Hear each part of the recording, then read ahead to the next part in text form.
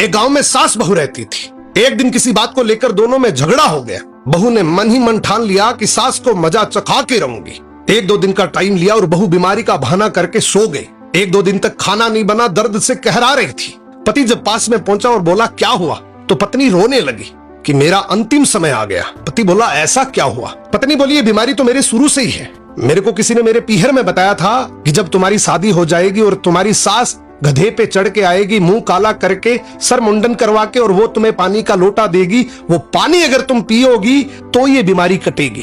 पति बोला बस इतनी सी बात, मैं तुम्हारे लिए कुछ भी कर सकता हूँ, तुम मेरे घर की लक्ष्मी हो। पति ने वैसा ही किया। पति अपने ससुराल पहुंचा, अपनी सास के पास जाके उदास होकर बैठ गया। सास बोली जवाई जी क्या हुआ, आप इतने उदास क्यों हो? पति रोने लगा और बोला आपकी बेटी का अंतिम समय आ गया। सास बोली ऐसा क्या हुआ, क्या बीमारी लगी है? पति बोला डॉक्टरों वाली बीमारी नहीं है, उसे कुछ और ही तकलीफ है। सास बोली बताओ जवाई जी, मैं कुछ कर सकती हूँ?